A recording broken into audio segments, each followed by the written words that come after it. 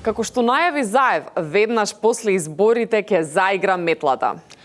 Првата чистка се случи во затворот Идризово, од каде што беше исчистен на слобода човекот што знае што е добра чистка. Како што најави првата метла во државата, господинот Заев, веднаш после изборите почна чистката. Прв што беше изметен по скратена постапка надвор од државните институции беше експертот за чистки Сашо Мијалков. Откако ја исчистија касата на државата за милиони евра и неколку луѓе, тој засега за прв пат доби метла од некого.